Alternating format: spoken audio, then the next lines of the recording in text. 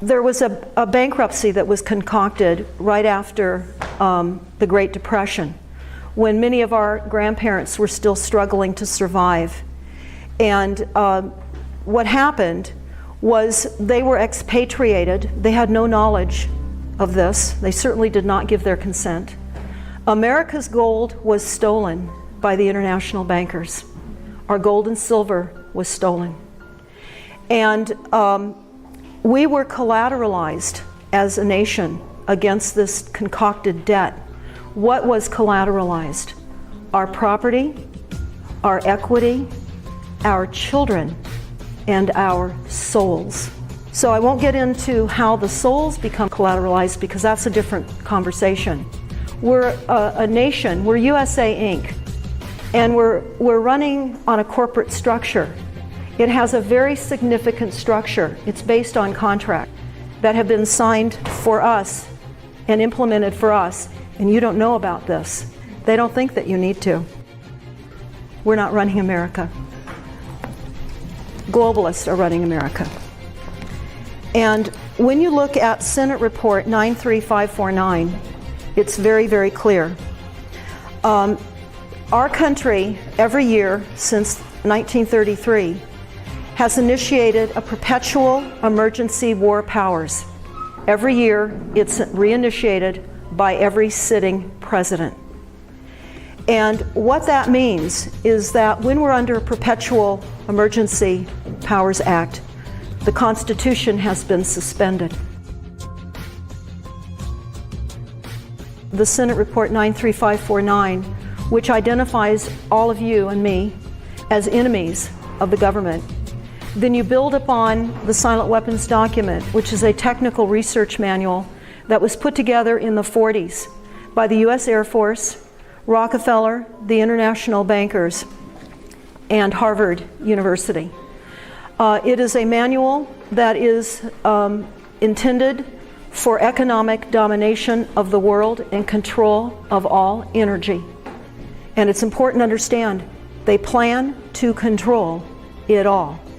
Now, they say in the Silent Weapons Quiet Wars document that when you have a few wealthy people with the methodologies and the goal to control all energy on the planet, and they have not told us, it is considered a declaration of war. And so the Silent Weapons document is a declaration of war. In fact, William Cooper has it in the very front of his book, Behold a Pale Horse. Now, the reason why the Silent Weapons document is so important is they wrote it, and it's in their words. Now, many of you are noticing the cameras everywhere. They're on all the street corners, they're up the freeways, they're on buildings, they're everywhere. There's sensors everywhere. The surveillance in the United States has already imprisoned us. And the definition, they say, is when a silent weapon is applied gradually, the public adjusts and adapts to its presence and learns to tolerate its encroachment on their lives until the pressure, both psychological and economic, become too great and they crack up. They also tell us, therefore, the silent weapon system is a type of biological warfare. It attacks our vitality, our options, our mobility of individuals of a society by knowing. That's the data collection. That's Bluffdale, Utah. That's the cameras. That's all the tracking. That's the camera in your computer screen when you're sitting behind your computer. That is the flicker rate, and that's what's happening on your televisions. Everything that's coming wireless into your home.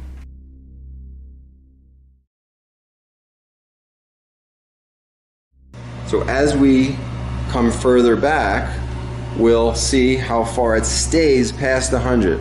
This is considered extremely dangerous. Still is. As long as it's past 3, it's dangerous. We're all the way past there. Now getting closer, let's see when it stops. It's at 100. We're about 4.5 feet away right now. Immediately back to 0. So that's how dangerous the microwave. So in addition to taking all the vitamins and nutrients and radiating your food, the microwave, just standing within about 4.5 to 5 feet of it, is dangerous for you because of all the magnetic rays that it has. this example is this is a standard Mac laptop computer. So we put this on top, and as you can see, we're still in the 0 to 100 range. It immediately goes way off the charts past 100. Now what does that mean to you? These are something that people keep on their laps. So we look here, going back. As soon as I get within a couple inches of it, it goes way off the chart. Now remember, 3 is what's dangerous. We're all the way up past 100 when I touch it. So what does that mean? You don't want to put a laptop on your lap. That's why Apple is no longer calling these laptops. They're calling them personal computers. Because when you put this on the lap, you're having it right on top of your reproductive organs.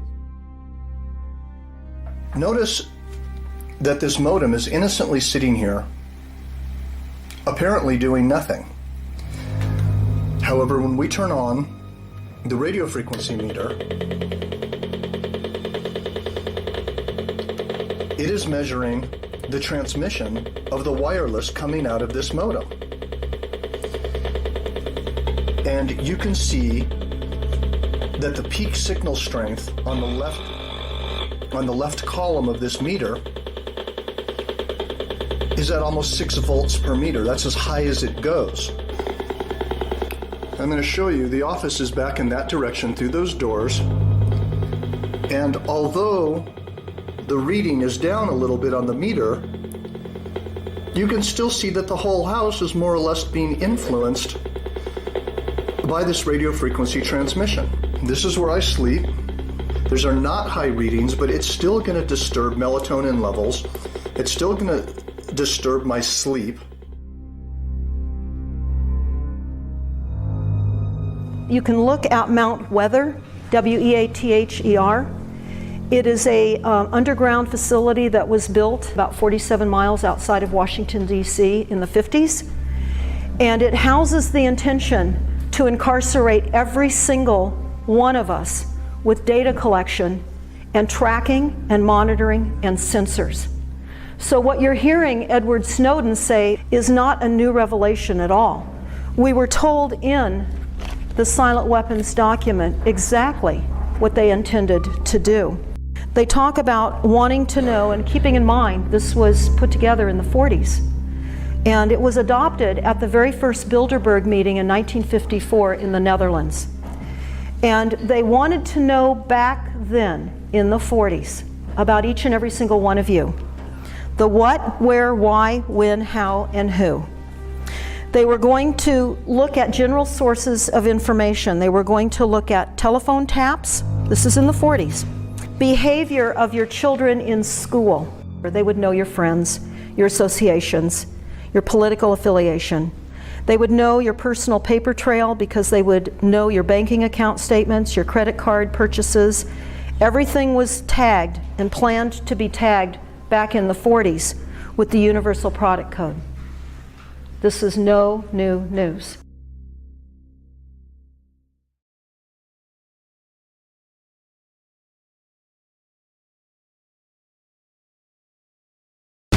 If Hitler had won World War II.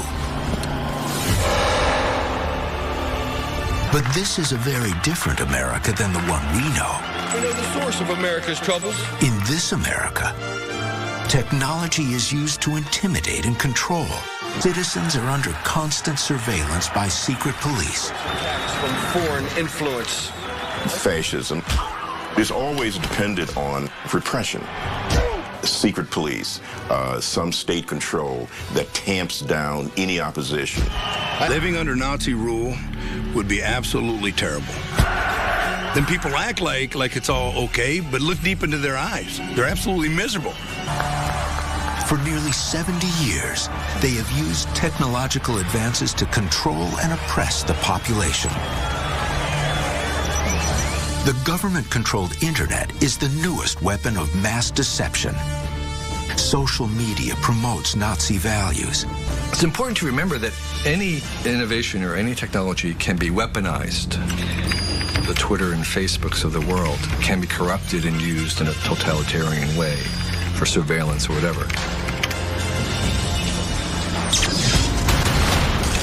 Today, Totalitarian governments throughout the world use social media technology for surveillance and to control their populations.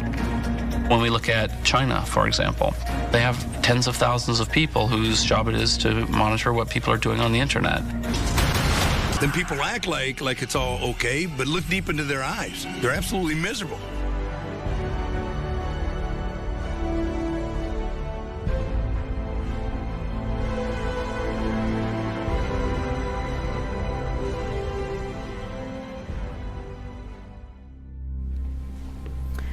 Now, I found it interesting when I listened to Bill Gates on TED Talk. And he said that the world has 6.8 billion people, and that's headed up to about 9 billion. Now he says, quote, "Now if we really do a great job on new vaccines and healthcare, reduction of health services, we could lower the number of people." Now, Bill Gates goes on to further say if he only had one wish, only one wish, he would want there to be 0 CO2 emissions by the year 2050. Now, we're all dead if that occurs because we need CO2. The plants survive, the earth survives, we survive. And the bulk of the population now believes the demonization of CO2 emissions, just like fossil fuels are dead, decaying dinosaurs. This is the Iron Mountain Report. It's a blueprint for tyranny. It came out of the 1960s. They commissioned experts to look at what the United States would look like if we should transition out of a time of war into a golden age of peace.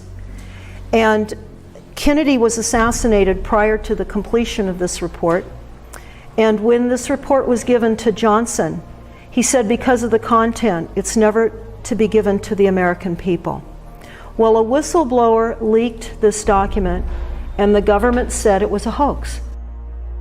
Our parents believed it was a hoax if they were not too busy to even know that it existed at the time. It's so important to understand this. And what is this? Well, the Iron Mountain Report talks about how they were going to subvert education, exactly what Orlean and others in this room have been fighting so hard against.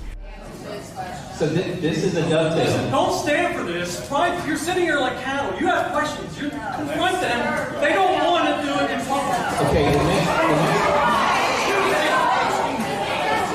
Excuse me, buddy. Hey, this is America. This is not a CNN political debate. You're managing to go through water. Hey, that's right. They needed something so horrific and so impactful that it would be believable globally and it would injure every single one of you, equal to the effects of war. So they decided that that needed to be invented, and they invented global warming.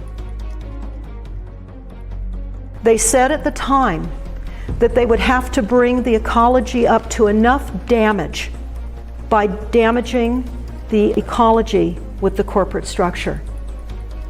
NASA and the corporations have damaged our world intentionally to seduce us into the false illusion that it's our fault, that we have to now believe in scarcity and we now have to rein in the population because there's too many of us.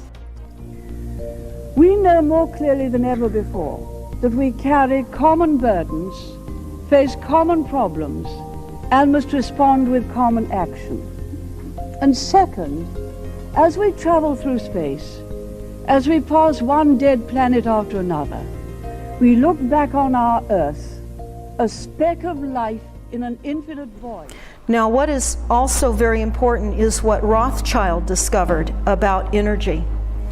He said he discovered there was a basic principle of power, influence, and control over people as applied in economics. The principle is very simple. Quote, "When you assume the appearance of power, people soon give it to you."